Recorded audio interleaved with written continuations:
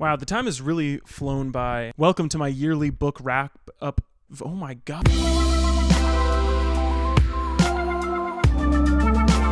It's like this one bothersome little curl that just won't. I cannot believe this year is over already.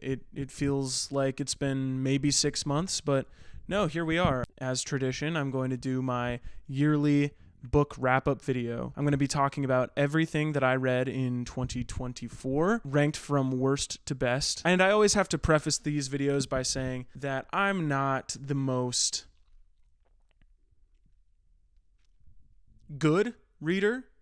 That's a good word. I don't read the amount of books that other people read, but I will say this year for reading for me has been the best in terms of quality. Every book that I've read this year has been really good for the most part, outside of maybe one or two. This year was so difficult to rank, especially as I get to the top 10. When I'm putting these lists together and deciding my rankings for them, a lot goes into it. I think particularly lasting impact means a lot to me. So if I've been mulling over a particular book throughout the year, that will definitely give it an edge. You know, there are some books that I'm really enjoying in the moment, but then I just completely forget about them when it's time to do these lists, and that kind of makes it a little lower on the list. So I'm going to be reading the openings of each book, giving a brief summary and review. For some of these, I'm going to be consulting my Goodreads reviews to remember how I felt about them. But I didn't write Goodreads reviews for most of these books. You know, some of these books I read in January, right? And some of them I haven't really thought about much since then. So you're getting kind of my semi-lucid thoughts about some of these books. But without further ado, let's get into my least favorite book that I read this year. In the early 50s, when San Juan first became a tourist town, an ex-jockey named Al Arbenito built a bar in the patio behind his house on Calle O'Leary. He called it Al's Backyard and hung a sign above his doorway on the street with an arrow pointing between two ramshackle buildings to the patio and back. At first, he served nothing but beer at 20 cents a bottle and rum at a dime a shot or 15 cents with ice. The Rum Diary by Hunter S. Thompson. This book was okay. This is my first Hunter S. Thompson book. I read this one pretty early on in the year, so I'm going to consult my Goodreads review. For an exaggerated memoir of sorts, it wasn't really crazy enough to be crazy, but also wasn't grounded enough to be all too believable. The narrative voice had a hint of ego that wasn't necessarily irritating, but created a separation from me that I don't think was intentional. I suspect I'll enjoy reading Fear and Loathing in Las Vegas more because the movie promises it'll be a more over-the-top and intentionally ridiculous read. Still, there was some sporadically great writing here.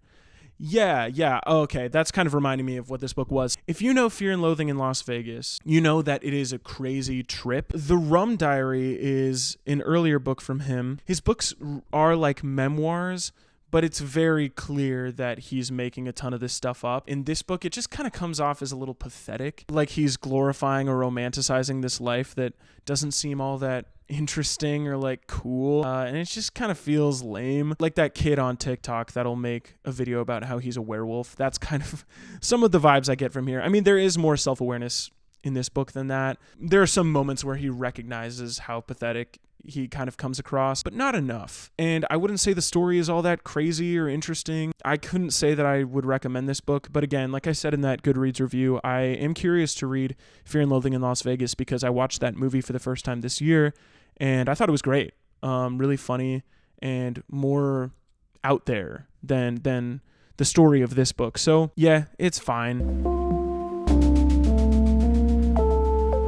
Next up, we have Suburbia by Eric Bogosian. This is a play. This play was pretty instrumental in establishing what a play is on the American stage in the modern era. It borrows a lot from Chekhov, who is sort of the father of contemporary playwriting, but it's set in, more modern times. You can really tell the influence of Chekhov in this play, but an unfortunate side effect of that is a good amount of melodrama in this. There are parts where it sets up a sort of melodramatic scene, but then it subverts it, And I was like, oh, that's, really interesting. That went in a more surprising direction than I thought. But then the way it ends, I'm like, oh my gosh, this is literally like The Seagull. Let me consult what I wrote about it here. Moments of exaggerated, relatable speech make this feel a bit dated, and combined with the more outlandish plot elements make it feel just outside of the realm of believability. Still, it's a foundational play of contemporary malaise and youth's place in America. Some tense moments, diverse characters, good pacing, and relatable bits of dialogue keep it together. Yeah, I agree with myself. Yeah, it's a decent play. I like it. I think there are better plays that have taken what's good about this play and do a little bit more with it and are a little more subtle and not as melodramatic, but I think it's a decent play. A boy is coming down a flight of stairs.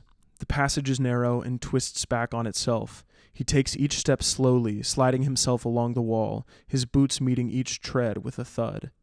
Near the bottom, he pauses for a moment, looking back the way he has come. Then, suddenly resolute, he leaps the final 3 stairs, as is his habit. He stumbles as he lands, falling to his knees on the flagstone floor. Okay, controversial placement on this list here, but we have Hamnet by Maggie O'Farrell. Now, I liked this book. I did. It just is a testament to how good the other books I read this year are, that this lands this low on this list. Now, I will say, the first half of this book, for me, was a total slog, snooze fest, boring. I felt like the characters were almost like chess pieces that lacked a sort of humanity. There was just a sort of a coldness to it. Like every character felt very distant. Oh, I should say that this book is sort of a fictional telling of Shakespeare's life and the life of his family. His son, Hamnet, died, and then a number of years later, he wrote Hamlet, the play that we all know and love. So this book focuses on that period of Shakespeare's life, but more focuses on his family. It doesn't even name Shakespeare by name. It calls him like the tutor or the father or the playwright, whatever, which I think is really interesting and, what sold me on reading the book initially. And I've had people in my life tell me, you should read this, you're going to love it. But the second half was a different story entirely. A lot of the reviews on the back say that this is a beautiful exploration of grief. And I was like, when is that going to happen? And it happens in the second half of the book. And that's when the interiority of particularly the mother character is beautifully described, and it's so specific, and that's when the book really shines, when it's getting into that grief. That's when the characters start to feel more like real people. Yeah, I finished this book and I felt so overwhelmed with emotion that it kind of ruined my entire morning. So, if you like a book like that, maybe give it a shot. Don Truby thought about Kelly Ripa's Ain't It? Men, Women, and Children by Chad Coltgen. I don't know. Very controversial book. I don't even really know how I feel about it. Essentially, it depicts a bunch of 8th graders all going to the same school. They have different stories, and then some of their parents have their own stories, and some of them intertwine. It's a tough book to talk about. It's very shocking. Let me read what I wrote on Goodreads, because I probably wrote about it better there than I can talk about here. A very bold and uncompromising look at the horrors of adolescent life, paralleled with the horrors of adult life. Writing a book about these uncomfortable topics with this amount of detail takes a level of tact that for most people wouldn't be worth the effort, but I think Chad Coltgen does a great job as the narrator telling things how they are. And that level of honesty and perspective keeps it from feeling creepy or exploitative or shock value centric. It was tastefully written without avoiding the realities of growing up in the modern age. Some criticisms I have for this book include some clunky attempts at teenage dialogue here and there, particularly for the female characters. For the most part, he makes an admirable attempt, but there were some lines of dialogue that were out of touch and took me out. Also, some of the very minor characters are not given any nuance or introspection, and they feel cartoonish compared to the main cast as a result. The ending felt a bit rushed, and the characters should have been aged up to high school rather than middle school. This happening to 8th graders is kind of insane. I'm not saying it doesn't happen, but if you just age them up like 2 years, it would have made a big difference, I think. I don't believe the book is striving to have a central moral. I believe it's attempting to depict the startling reality of how complicated sexual, familial, and romantic relationships are even at a young age. The parts that aren't horrific are surprisingly genuine and sweet, and I found myself smiling at times. I should also mention that I was even feeling invested in middle school football games, so that's an achievement. Yeah, I agree with what I said. Again, I definitely could understand if someone read this book and thought that it was too much. I think some of the plot threads don't finish in a satisfying way, which is definitely a point against the book, but it was good. I thought it was quite good. The movie was pretty rough, though. I don't know why you would attempt to adapt this book into a movie. Yeah, it just doesn't work. In the kitchen, he poured another drink and looked at the bedroom suite in his front yard. The mattress was stripped, and the candy-striped sheets lay beside 2 pillows on the chiffonier. Except for that, things looked much the way they had in the bedroom. Nightstand and reading lamp on his side of the bed, nightstand and reading lamp on her side. His side, her side. He considered this as he sipped the whiskey. How do you pronounce chiffonier? Chiffonier or chiffonier. Okay, yeah, I got it. What We Talk About When We Talk About Love by Raymond Carver. This book is a landmark book in minimalist fiction, particularly American fiction. This is a short story collection by Raymond Carver, and from what I can tell, he is one of the best short story writers of all time. Now, of course, with many short story collections, or with any short story collection, you have stories that you prefer over others, some that kind of fall by the wayside and you kind of don't understand, but the ones that hit in this book are electric, and they hit in very subtle ways, as sort of the minimalism movement is known for. They just depict very seemingly mundane aspects of American life. Such a mature writer in terms of his restraint. I probably would have rated this book higher earlier in the year, but to be honest, I've forgotten a lot of the stories in this book. And I'm not saying that that's the book's fault. That's totally my fault. But yeah, I really only remember like 2 stories from this book. I do remember really enjoying it, though. And it should be acknowledged that these stories contain full lives. Like, every story feels like there's a history behind it. You know, there's a life that continues after it, which I think is totally admirable, and it takes a lot of skill to create that just for a short story. The title story, What We Talk About When We Talk About Love, is easily the best story in the book. It's the longest one, and it is amazing. I mean, if you're going to read any story from this collection, just read the title one. You'll be convinced of his genius from that story alone. It's so good. The boy with the fair hair lowered himself down the last few feet of rock and began to pick his way toward the lagoon. Though he had taken off his school sweater and trailed it now from one hand, his gray shirt stuck to him, and his hair was plastered to his forehead. All around him, the long scar smashed into the jungle was a bath of heat. He was clambering heavily among the creepers and broken trunks when a bird, a vision of red and yellow, flashed upwards with a witch-like cry, and this cry was echoed by another. "Hi," it said. "Wait a minute."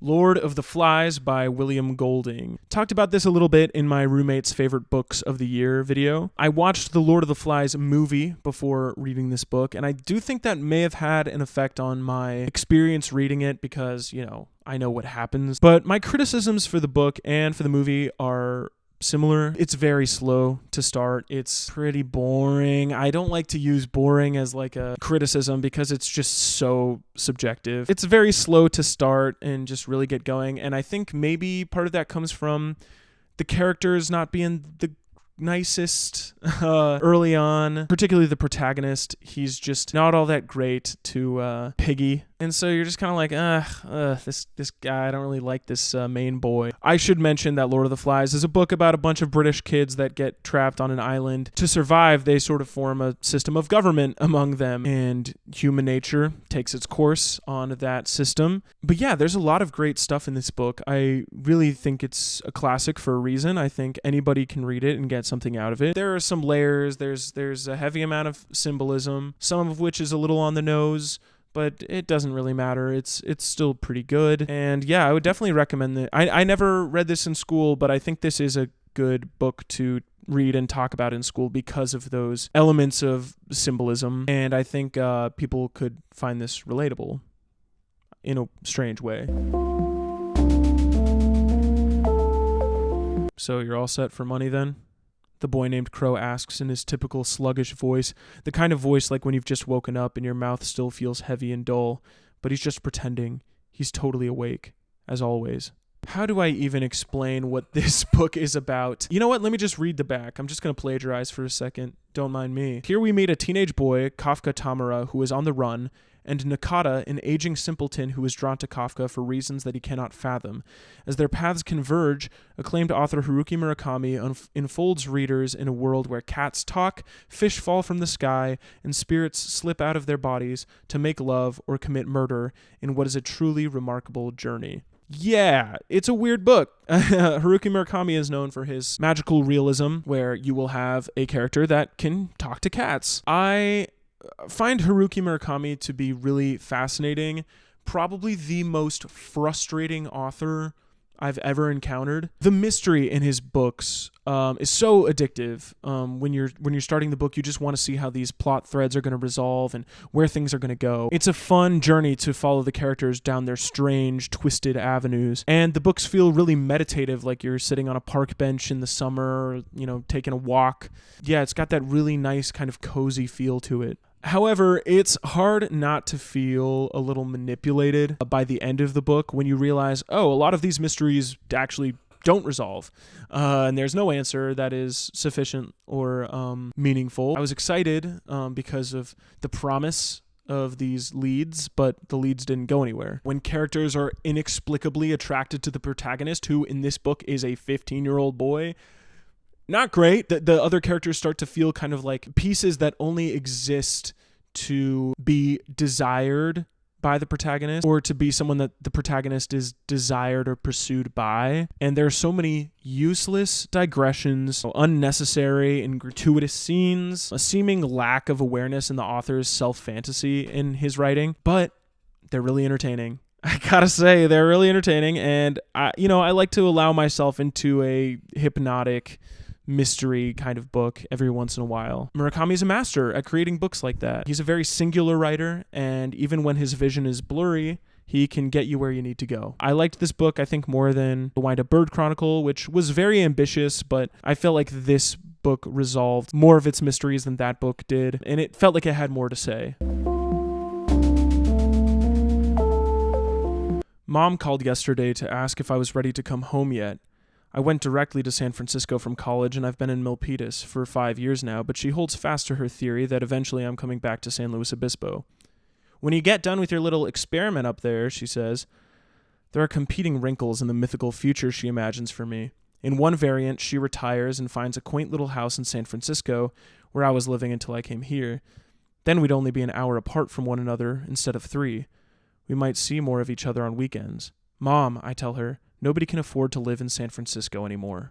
Devil House by John Darnielle. This is a book that I'm really excited to talk about. I started this book in 2023 in October as a sort of Halloween book, and I didn't finish it. I explained why in a previous video. I picked it up again this October, and wow, it's so good. I really, really like this book. I've read all of John Darnielle's books. He is the singer-songwriter behind the band The Mountain Goats, which is one of my favorite bands, but he's also an incredible novelist. Very kind of divisive last couple of novels John Darnielle has had. I think that's because his books seem like genre fiction, and they're really not. If you're reading this hoping for a horror book, you're going to be so disappointed.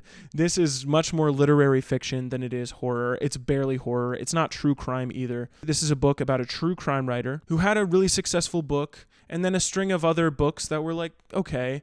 But now he's working on this book called Devil House. And the way that he approaches writing his books is he goes into the places where these horrible things took place. Let me read a little bit of my Goodreads review. Devil House is a funhouse mirror, but one whose reflection is more honest by virtue of its distortion. The truth is in the obfuscation. The book seeks to address in part the responsibility of the author. Whose stories should be told? Who should tell those stories? And how do we engage with a piece of work which deals with real people? What are the boundaries? Very importantly, what is the role of the author? To entertain? To humanize? To elucidate? To provide sanctuary? Is some aspect of truth pushed aside in all narrative, and what effect does that have if so? Like I said, it explores sort of the morality of true crime, but not in a way that's trying to push a message onto you, but it opens up the conversation to think about the stories that we tell, and that these are real people, that experienced real tragedy, and who has the right to talk about it and publish books about it and make money off of it. It has this mirrored structure where the first chapter is in first person, second chapter is in second person, third chapter is in third person, and then it mirrors. Definitely give it a shot, but like I said, don't go into this expecting to be scared.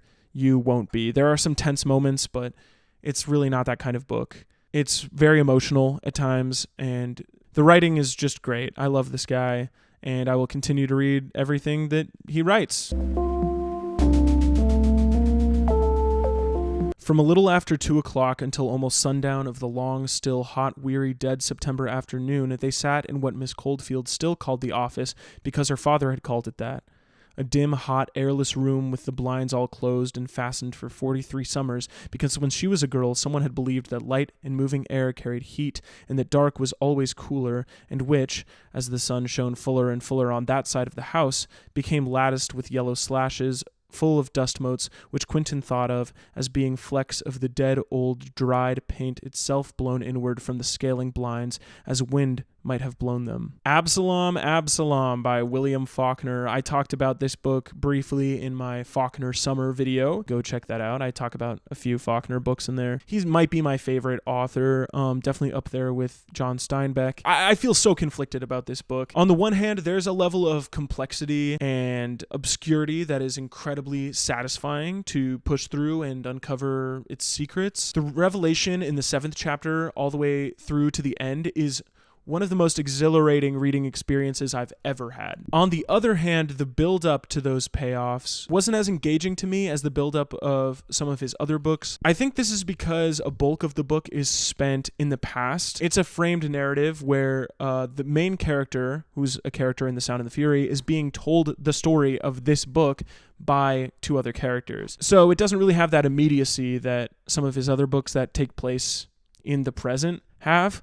However, while I initially found this to be my experience reading the book ends up becoming about history and the stories we tell, and how history is a subjective telling, and so it really couldn't have been written any other way. That's why even though my reading experience wasn't the most thoroughly enjoyable, it would be ridiculous to not acknowledge that this is a masterpiece of fiction. This is a book that I'm going to be mulling over for a long time, and that's no small feat, and I think it's a sign of a great novel. Definitely check it out. But it is incredibly difficult. I have to say, it is one of the most difficult books I've ever read in my life. You are about to begin reading Italo Calvino's new novel, If on a Winter's Night a Traveler.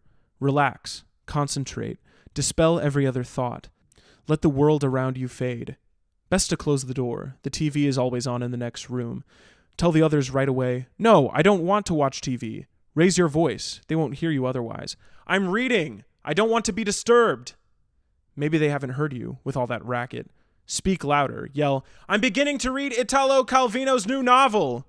Or if you prefer, don't say anything. Just hope they'll leave you alone. If on a Winter's Night a Traveler by Italo Calvino. This is such a weird book and just such a joy. The book follows this young man who has encountered this book called If on a Winter's Night a Traveler by Italo Calvino, and he starts to read it. He gets really invested, but then it sort of cuts off, or it starts repeating things over and over again. Basically, the book is unfinished. So he goes to the bookstore and he's like, "Hey, this book is not done. Like, what's going on?" The bookseller says, "Oh man, there's been like a manufacturing issue with that book. We've gotten a complaint about it." But actually, that book is not If on a Winter's Night a Traveler.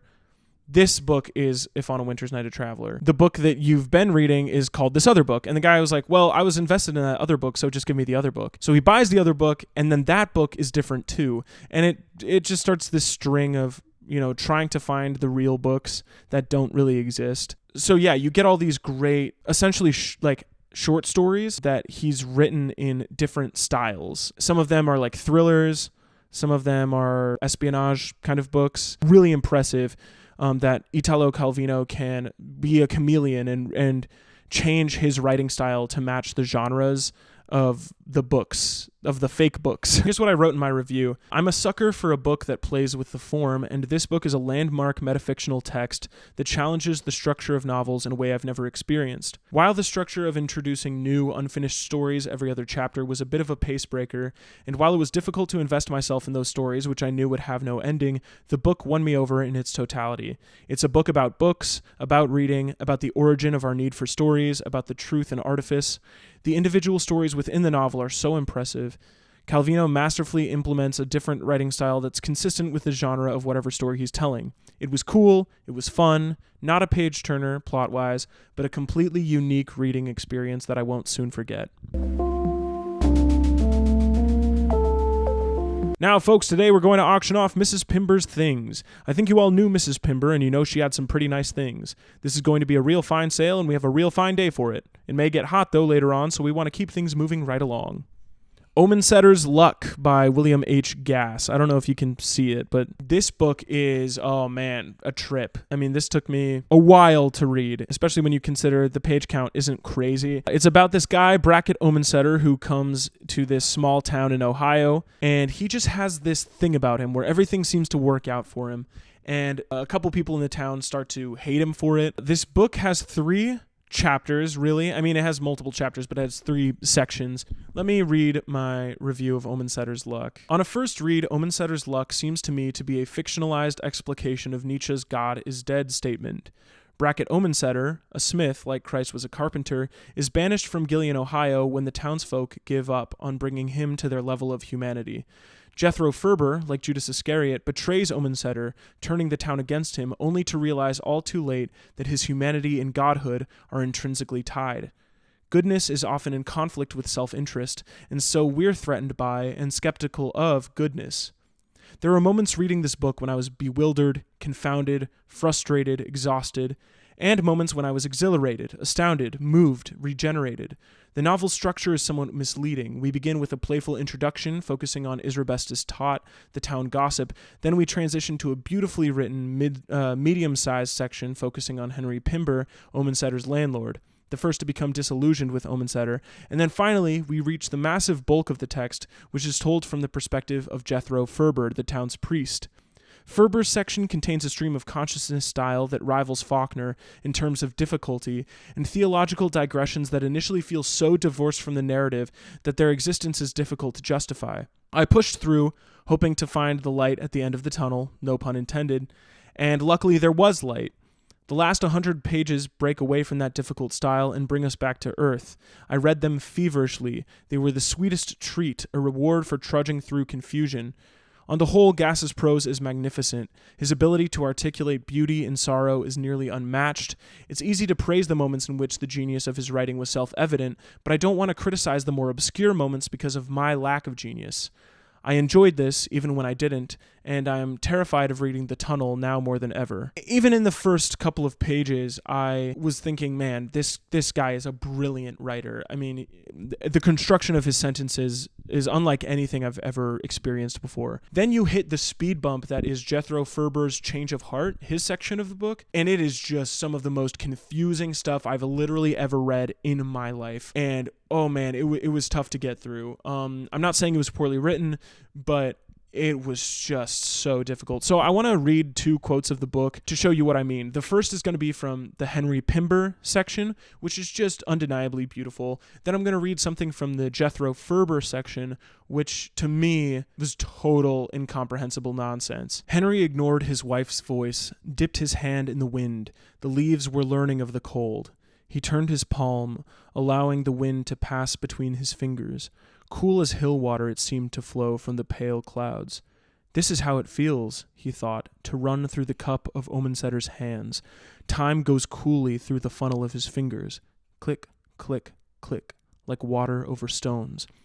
When he had lately felt the wind, he seldom had another feeling, yet there were moments, as if in dream, when he could plunge his hand into the air and feel the stream at the lip of being and the hesitating water. There was a bather at the precipice with breasts as great as God's, nippled as the berry bush, bright as frost. Corn golden hair was gathered to his thighs. Not in my image, nothing like me. But in the dream that disabled him, he was afloat on the brink, poised above the incredible gulf like a bird, while each minute frightened him by passing over. With his hands on his ears, he could feel them falling. Below lay an empty plain where the bright stream dried. It then became a road that thinned to a rail in the cold horizon. He heard the roar of a miracle coming, a long beak looking for snakes. That is just insane writing. Like, what are we even talking about? Like, that paragraph alone pretty much cements him as one of the greatest writers that's ever lived. Now, let me read you something that I have no idea what it means. Nudge, wink, bump, as crude as, nearly, bim. Am I making myself out? The Christmas cookie. Making it clearly? Soon I shall. Have patience, though patience is painful. Bam. Winkin' and blinkin' and nod. One night crawled under their underclothes. Bum. Please have patience. Wrathfully bitten Christmas cookie, curving according to the mouth. And he bulks bigly still. Ape. Like what did he say I talk? Like what? Cock-a-doodle-doo? An owl, a cat, a kangaroo? He doesn't understand my anger, my exasperation. Now, I'm taking that quote out of context, but I will say, even when reading the full book, I didn't get that one. I didn't get it. But hey, it's a cool, interesting book. I don't know if I could really recommend it to everybody, but I did enjoy it. William Stoner entered the University of Missouri as a freshman in the year 1910 at the age of 19. 8 years later, during the height of World War I, he received his Doctor of Philosophy degree and accepted an instructorship at the same university, where he taught until his death in 1956. He did not rise above the rank of assistant professor, and few students remember him with any sharpness after they had taken his courses. Stoner by John Williams. This book has been pretty popular on book corners of the internet recently, which is really cool. It's kind of got a reappraisal by internet critics, at least. And so I finally got around to reading it, and yeah, it did not disappoint. But let me tell you, this book is so sad, man. I read this book at a diner once, and I had to hide my tears so I didn't look insane. But it's a classic story of passivity, of the choices we make or don't make, and the points of beauty and contentment that we can find within that. William's writing is clear and deliberate. It feels fresh to read today and doesn't try to complicate things with flowery language or flashy prose. The writing is restricted and sophisticated. I think there are some pretty cruel depictions of some of the characters in this book, particularly the wife and one of the professors at the academy, that maybe stand out a little bit as being a bit harsh, but it's still a really worthwhile and devastating read. The last chapter rendered me a wreck. If you really want to hear about it, the first thing you'll probably want to know is where I was born and what my lousy childhood was like and how my parents were occupied and all before they had me and all that David Copperfield kind of crap. But I don't feel like going into it if you want to know the truth. In the first place, that stuff bores me. And in the second place, my parents would have about 2 hemorrhages apiece if I told anything pretty personal about them. They're quite touchy about anything like that, especially my father. They're nice and all, I'm not saying that, but they're also touchy as hell. The Catcher in the Rye by J.D. Salinger. This is my first time reading this book. Never had to read this in school. And wow, I was so pleasantly surprised by this book. This book has garnered a reputation over the last few years of being a red flag book or like a male manipulator book, and I think that's really unfair. If you find the characters' feelings towards people in society to be relatable, I don't think that's bad. I think acknowledging those feelings and their origins and processing how to deal with them is essential to growth. People have mocked Holden Caulfield's position as being juvenile or annoying, but of course it is. It's a story about a troubled kid who doesn't even believe himself sometimes and his own philosophizing. Based on what some modern readers say about this book, you might not know that it has some surprisingly tender moments. Pamela J. Smith said, "A cynic is just a wounded romantic." If this book can't speak in any way to the wounded heart of America, a society scared to be vulnerable again, then I don't know what could. Okay, I don't know if you can hear that music, but it's very loud. I'm sorry. Most really pretty girls have pretty ugly feet, and so does Mindy Metalman, Lenore notices all of a sudden. They're long and thin and splay-toed with buttons of yellow calluses on the little toes, and a thick stair-step of it on the back of the heel, and a few long black hairs are curling out of the skin at the tops of the feet, and the red nail polish is cracking and peeling in curls and candy-striped with decay. The Broom of the System by David Foster Wallace. David Foster Wallace, as you may know, is the author of Infinite Jest, one of the most controversial but also sort of celebrated books of the last 30 years. This was his first book. He wrote this when he was 24 years old, or published it when he was 24, something like that. And that is insane to me. It is so well written. While this may be a more flawed book than The Catcher in the Rye, The Broom of the System makes up for it in its ambition, creativity, and charm. Let's see what I wrote in my review. Hilarious, poignant, emotional, puzzling. This book really does everything I wanted it to do. There are a few chapters in the 300-something page range that harp on the same philosophical idea a bit too frequently, in my opinion, but other than that, I loved this. Yeah, he kind of gets into some like Wittgenstein stuff, like concepts of like usefulness, like the concept of a broom, right? Of like, what's the most important part of the broom? Is it the handle or the brush, like the bristles? And you might say the bristles because it could more effectively clean up a spill like a broom would, but that's only if you're looking at the components of the broom as useful in the context of that function of cleaning something up. Like the bristles of a broom wouldn't be as effective as the handle part in like poking something up high or using as a weapon, right? So it harps on sort of ideas like that in the 300-something page range, like 3 times, maybe a little too much, but the concept of free will and belonging to oneself or another worked itself into the narrative seamlessly and subtly until it snowballed into a fantastically absurd ending. Once you realize the ways in which every early plot thread was considered to work in these themes, you just have to give it up to the guy. The narrative voice and the voices of each character, along with the shifting of styles from standard novel to transcripts to embedded narrative, kept the novel alive and engaging. Even the names of some of the characters, Candy Mandibles, Judith Priest, got a chuckle out of me every time I heard them. The Pynchon similarities are a bit too hard to ignore, though. Yeah, this book definitely feels like David Foster Wallace kind of doing a Pynchon book. The Crying of Lot 49 by Thomas Pynchon tapped my book list last year, and it's hard to believe Wallace never read it prior to reading this book, as he claims.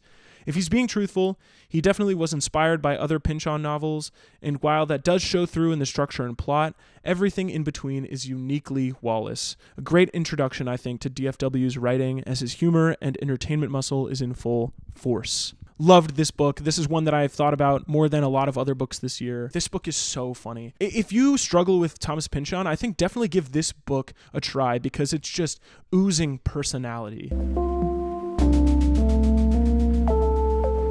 Marianne answers the door when Connell rings the bell. She's still wearing her school uniform, but she's taken off the sweater, so it's just the blouse and skirt, and she has no shoes on, only tights. "Oh, hey," he says. "Come on in."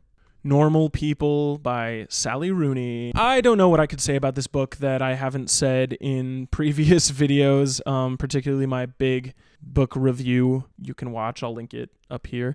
But I'll try my best to summarize. Normal People is about a relationship between Marianne and Connell, who are Irish, and it follows them through high school and then, into college and after college. It is the paragon of interiority and specificity in writing. The characters are truly three-dimensional. Each one is equally frustrating and okay, I hope the background noise isn't too distracting. My camera died. I had to take a break and make some food because I gotta head out pretty soon. So we're gonna wrap this up pretty quickly here. What I was saying was that the characters are totally three-dimensional and relatable. Even if you've never been through a single thing that the characters go through in this book, they still somehow feel like you know them. The pace is brisk, the romance is believable and just burning through the pages. Sally Rooney shows she has a huge heart and an eye for what's at the core of our discontent. Through the fence between the curling flower spaces, I could see them hitting. They were coming toward where the flag was, and I went along the fence. Luster was hunting in the grass by the flower tree. They took the flag out, and they were hitting. Then they put the flag back, and they went to the table, and he hit, and the other hit. Then they went on, and I went along the fence. The Sound and the Fury by William Faulkner. Genuinely one of the best books I have ever read in my entire life. This is another book that I talked about in my Faulkner summer video, but I couldn't even scratch the surface of what this book is and what it's about. Essentially, it's about the Compson family, particularly 3 sons. Each son has his own chapter in the book, has a different style of perspective. Let me read the review that I wrote. A perplexing, dizzying masterpiece expressively detailing the futility of the wars we wage, supposedly in the name of honor, preservation, and immortality. Ultimately, virtue perseveres in spite of loss, and hatred is left to wither in its endless, insatiable pursuit. Told from 4 increasingly clearer perspectives, this book starts out as an almost incomprehensible work of stream of consciousness. When the relationships between characters becomes clearer, the book starts to decode itself, and you feel like a genius for piecing it together, even though Faulkner is doing most of the work for you. I don't love this book because it's a puzzle, though. I think the book only works to show the fragmented reality of the South at this time. The obsession with legacy, the warring against time, these aren't just themes that plagued a racist South in the 1920s and 30s, they still have a hold over us as individuals and in some aspects of modern society. The foresight that Faulkner had is remarkable, and this book cements him as one of my all-time favorite writers. Speaking about warring against time, I just want to repeat a quote that is on the back of the book, and it's a quote a lot of people pull from this book, but I'm going to do it anyway. So the father is giving one of the sons a watch as a gift, and he says, "I give you the mausoleum of all hope and desire. I give it to you not that you may remember time, but that you might forget it now and then for a moment, and not spend all of your breath trying to conquer it, because no battle is ever won. They are not even fought. The field only reveals to man his own folly and despair, and victory is an illusion of philosophers and fools." An incredibly effective book. I love everything about this. Please go read it. Oh, by the way, it's very difficult to read, but it gets easier as you go along. So if you want more of my thoughts about this book, I talk about it in my Faulkner summer video. The madness of an autumn prairie cold front coming through. You could feel it. Something terrible was going to happen. The sun low in the sky, a minor light, a cooling star. Gust after gust of disorder. Trees restless, temperatures falling, the whole northern religion of things coming to an end. The Corrections by Jonathan Franzen.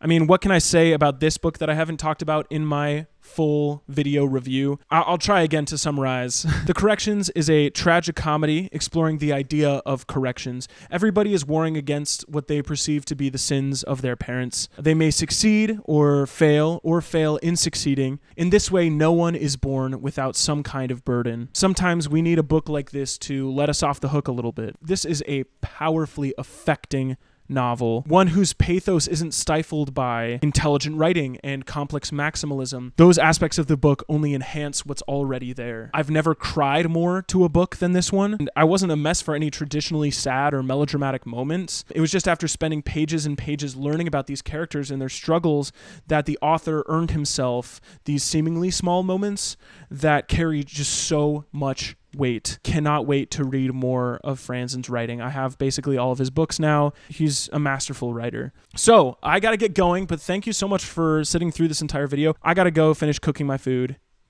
Have a wonderful next year.